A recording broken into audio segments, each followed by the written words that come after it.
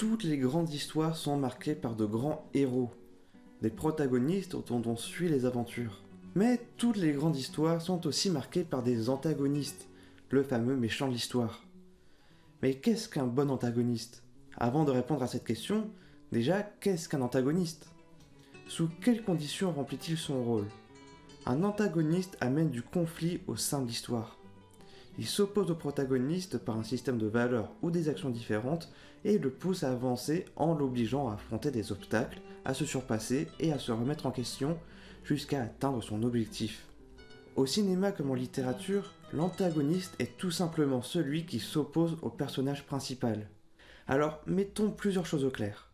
Un antagoniste n'est pas forcément un personnage. Il peut être un concept. Beaucoup d'histoires mettent en scène la lutte des personnages contre des idées, contre une maladie, l'addiction, contre la nature ou la société, ou encore contre lui-même. Aussi, depuis l'Antiquité, la tragédie place le destin comme un antagoniste phare dans lesquels luttent impuissants les héros. Mais même si nous nous penchons seulement sur les personnages, il y a une profusion de types d'antagonistes. L'antagoniste est déjà un bon personnage.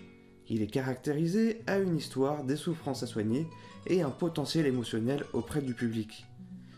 Mais surtout, il a un objectif, avec un voyage à réaliser et un but à atteindre. Déjà, nous associons souvent l'antagoniste avec le méchant du film. Un personnage qui a un système de valeurs bancales que le héros va devoir affronter pour amener le bien. Alors qu'il soit l'incarnation du mal ou un personnage torturé, le méchant reste une figure classique de l'antagoniste. Pourtant, l'antagoniste n'est pas nécessairement méchant. Et même si c'est effectivement le cas dans de nombreuses œuvres, beaucoup d'autres mettent en scène des antagonistes qui ne sont pas particulièrement mauvais. L'antagoniste peut même être un allié. C'est par exemple le cas des buddy movies où deux amis se trouvent chacun être l'antagoniste de l'autre. Well, pardon me, Mr. Perfect! I guess I forgot that you never ever make a mistake! Et on peut également retrouver cette idée dans la relation entre élèves-professeurs où chacun pousse l'autre à évoluer. The panda?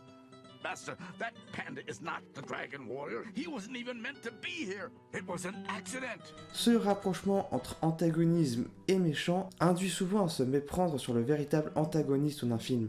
Aussi faut-il se demander où se trouve le véritable conflit du film, qui oblige le protagoniste à évoluer et à avancer dans l'histoire. Cela amène souvent à la création de schémas compliqués pour comprendre les relations entre chaque personnage. Et c'est ce qui est si fascinant lorsqu'on raconte une histoire. Qu'on se retrouve avec des personnages à foison ou au contraire avec peu de noms, si les histoires nous apprennent bien une chose, c'est qu'on ne va nulle part seul. Et face aux antagonistes, le héros peut compter sur des alliés, des mentors pour l'accompagner dans sa quête.